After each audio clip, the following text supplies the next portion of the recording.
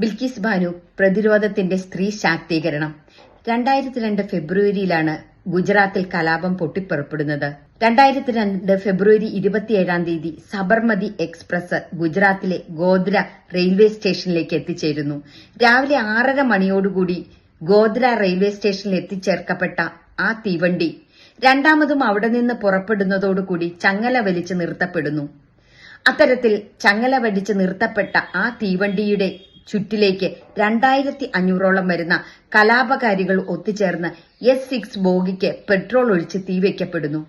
ഈ തീ അടുത്തുള്ള ബോഗികളിലേക്ക് കൂടി ആളി പടർന്നതോടുകൂടി അന്നവിടെ 58ഓളം മനുഷ്യജീവനുകളാണ് വെന്തുരുകിയത്. ഇതിന്റെ എല്ലാം പ്രഭവ കേന്ദ്രം എന്ന് പറയുന്നത് ശ്രീരാമ ജന്മഭൂമി തന്നെയായിരുന്നു. അങ്ങോട്ടുള്ള കർസേവകരെ നിറച്ച തീവണ്ടിയാണ് ഇത്തരത്തിൽ ആക്രമിക്കപ്പെട്ടത്. അന്ന് വെന്തുരുകിയതിൽ 12ഓളം കുട്ടികളും 26ഓളം സ്ത്രീകളും ഉൾപ്പെട്ടിരുന്നു. തുടർന്ന് അങ്ങോട്ട് നടന്ന വംശഹത്യ കലാപത്തിൽ ഗുജറാത്ത് സത്യത്തിൽ ഒരു ചുടുകാടായി മാറുക തന്നെയാണ് ചെയ്തത്. ഗ്യാസ് സിലിണ്ടറുകൾ ബോംബായി ഉപയോഗിക്കുന്നതിലൂടെ ഗുജറാത്ത് ആളി കത്തി അമരുക തന്നെയാണ് ചെയ്തത്. ഇതിൽ ഏറ്റവും വലിയ ദുരന്തം എന്ന് പറയുന്നത് അവിടുത്തെ സ്ത്രീകളുടെ അനുഭവങ്ങൾ തന്നെയായിരുന്നു. കൂട്ടബലാത്സംഗങ്ങൾക്ക് ഇരയാക്കപ്പെടുന്ന സ്ത്രീകൾ, ഇതിനൊരു രാഷ്ട്രീയ മാനം കൂടി ഉണ്ടായിരുന്നു. അവർ പ്രതിനിധീകരിക്കുന്ന സമുദായത്തെ കൂടി അപമാനിക്കുക എന്നുള്ള ഒരു രാഷ്ട്രീയ വശം കൂടി ഇതിനുണ്ടായിരുന്നു.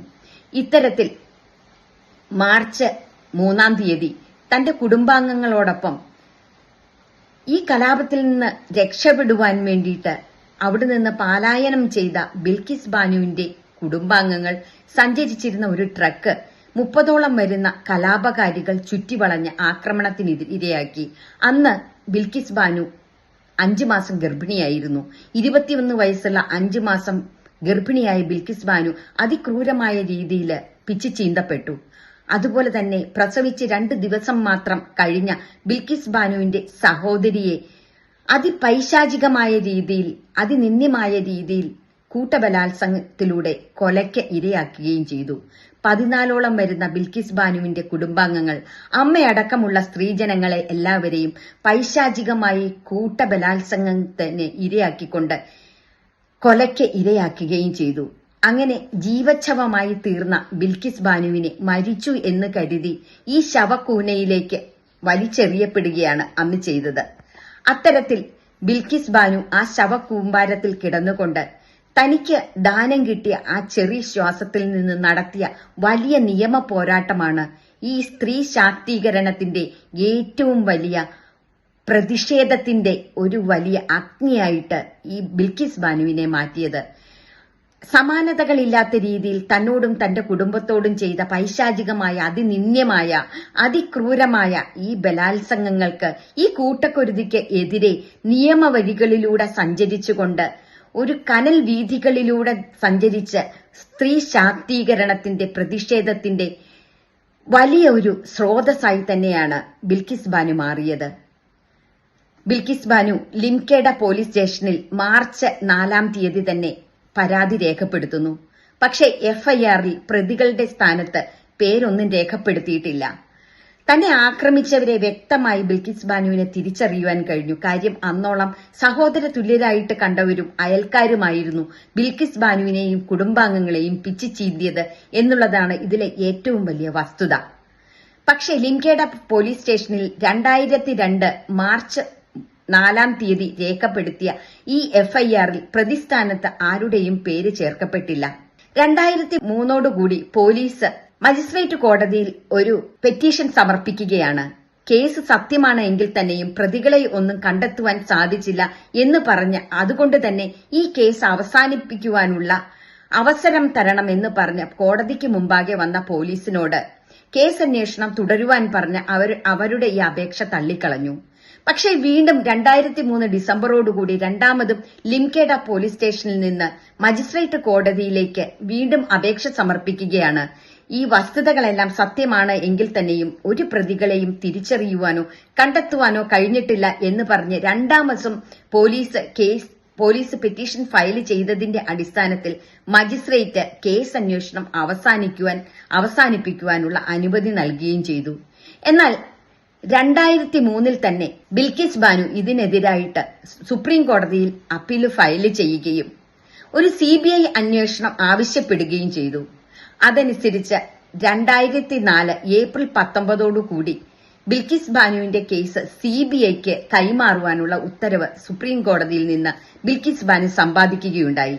അതനുസരിച്ച് KN സിൻഹ എന്ന് പറയുന്ന DSP CBIയിലെ ഉദ്യോഗസ്ഥനായിരുന്നു. അദ്ദേഹം ലോക്കൽ പോലീസിൽ നിന്ന് ഈ കേസിന്റെ അന്വേഷണം അദ്ദേഹത്തിന് കൈമാറുവാൻ സുപ്രീം കോടതി നിർദ്ദേശാനുസരണം അത് നടക്കുകയുണ്ടായി. അങ്ങനെ 2004 ജനുവരി 1-നും 2-നുമെല്ലാം മറവ് ചെയ്യപ്പെട്ട ഈ ശവശരീരങ്ങൾ വീണ്ടും എടുത്ത് പോസ്റ്റ്മോർട്ടം ചെയ്യപ്പെടുകയും ചെയ്തു. അങ്ങനെ 2004 ഏപ്രിൽ 19 CBI കോടതിയിൽ ചാർജ് ഷീറ്റ് ഫയൽ ചെയ്യപ്പെടുകയുണ്ടായി. അന്ന് അതിൽ 20ഓളം പ്രതികളുടെ പേരുകളാണ് ചേർക്കപ്പെട്ടത്. അതിൽ 6 പോലീസ് ഉദ്യോഗസ്ഥന്മാരും 2 ഡോക്ടർമാരും പ്രതികളായി ചേർക്കപ്പെട്ടു. ഇത് തെളിവ് നശിപ്പിക്കുവാൻ അവർ കൂട്ടുനിന്നു എന്ന് പറഞ്ഞതിന്റെ അടിസ്ഥാനത്തിൽ തന്നെയായിരുന്നു. അതിനുശേഷം 2004 സുപ്രീം കോടതിയുടെ നിർദ്ദേശ അനുസരണം ഗുജറാത്ത് കോടതികളിൽ നിന്ന് മുംബൈയിലേക്ക് ഈ കേസിന്റെ വിചാരണയ്ക്കുള്ള നടത്തിപ്പ് മാറ്റുവാനുള്ള നിർദ്ദേശം അത്തരത്തിലുള്ള ഒരു ഉത്തരവുണ്ടാകുകയുണ്ടായി. അതനുസരിച്ച് അത് മാത്രവുമല്ല, ഈ കേസിന്റെ വിചാരണയ്ക്കായിട്ട് ഒരു സ്പെഷ്യൽ പ്രോസിക്യൂട്ടറെ വെച്ചുകൊടുക്കുവാനും നിയമിക്കുവാനും സെൻട്രൽ ഗവൺമെന്റിന് സുപ്രീം കോടതി ഉത്തരവുണ്ടാകുകയും ചെയ്തു. അതനുസരിച്ച് 2008 ജനുവരി 21 ഗ്രേറ്റർ മുംബൈയിലെ സ്പെഷ്യൽ ജഡ്ജായിരുന്നു ഈ കേസിന്റെ വിചാരണ നടത്തിപ്പിന്റെ ഉത്തരവാദിത്തം. അതിൽ 11 പേർക്ക് ജീവപര്യന്തവും 7 പേരെ വെറുതെ വിടുകയും ചെയ്തു. ഇതിൽ 2009 ഈ ജീവപര്യന്തം വിധിക്കപ്പെട്ട 11 പേരും അപ്പീല് പോകുകയുണ്ടായി. CBIയും അപ്പീല് ഫയൽ ചെയ്തു.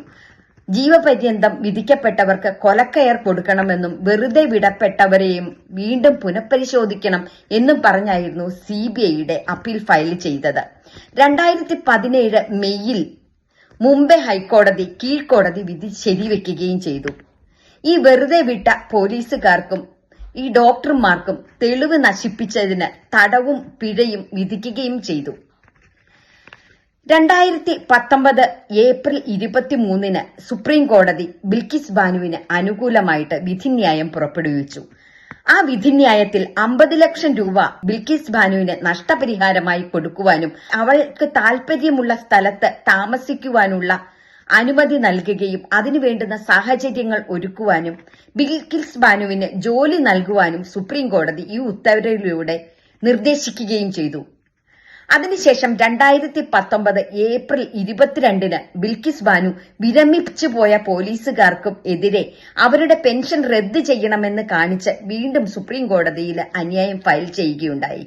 അതനുസരിച്ച് 2019 മെയ് 30 വിരമിക്കുവാൻ ഒരു ദിവസം മാത്രം ബാക്കി നിൽക്കെ അഘോര എന്ന പേരിലുള്ള DYSPയെ ഡിസ്മിസ് ചെയ്യുകയും ഈ കേസിൽ ഉണ്ടായി. 2022 ഓഗസ്റ്റ് 15 11 പ്രതികളെയും ഗോദ്ര സബ് ജയിലിൽ നിന്ന് ഗുജറാത്ത് ഗവൺമെന്റ് ശിക്ഷ ഇളവ് ചെയ്ത് വിടുകയുണ്ടായി. എന്നാൽ 2022 സെപ്റ്റംബറിൽ തന്നെ സുപ്രീം കോടതിയിൽ ബിൽക്കിസ് ബാനു ഇതിനെ ചോദ്യം ചെയ്തുകൊണ്ട് അന്യായം ഫയൽ ചെയ്തു. 2024 ജനുവരി 8 പരമോന്നത നീതിപീഠം ഗുജറാത്ത് ഗവൺമെന്റിന്റെ ഈ വിധിയെ റദ്ദ് ചെയ്യുകയുണ്ടായി. ജസ്റ്റിസ് നാഗരത്ന ഈ കേസിന്റെ വിചാരണ വേളയിൽ പറഞ്ഞ ഒരു കാര്യമുണ്ട്. ഇരയുടെ അവകാശത്തിനും സ്വാതന്ത്ര്യത്തിനും മുകളിലല്ല പ്രതിയുടെ അവകാശവും സ്വാതന്ത്ര്യവും എന്ന് പറയുകയുണ്ടായി. ഭരണഘടനയുടെ 142 വകുപ്പ് ഉദ്ധരിച്ചുകൊണ്ട് പ്രതിക്ക് ജയിൽവാസത്തിൽ ഇളവ് വേണമെന്നുള്ള ആവശ്യം അത്തരത്തിൽ നിരാകരിക്കുകയാണ് ചെയ്തത്. പിന്നീട് വന്ന ഗവൺമെന്റ് ഈ പ്രതികളെ സ്വതന്ത്രരാക്കി എന്നുള്ളത് മറ്റൊരു രാഷ്ട്രീയ വശം തന്നെയാണ്. എന്നിരിക്കലും ലൈംഗിക അതിക്രമ കേസുകളിൽ ഇരയുടെ പേര് പരാമർശിക്കുന്നതിൽ നിന്ന് എന്നും കോടതി വിധികൾ സാമാന്യ ജനങ്ങളെ പോലും വിലക്കിയിരിക്കെ ഈ കേസുകളിൽ മാത്രം ഇരയുടെ പേര് പുറത്തു പറയുവാൻ യാതൊരുവിധ വൈമനസ്യവും സുപ്രീം കോടതി കാട്ടിയിരുന്നില്ല.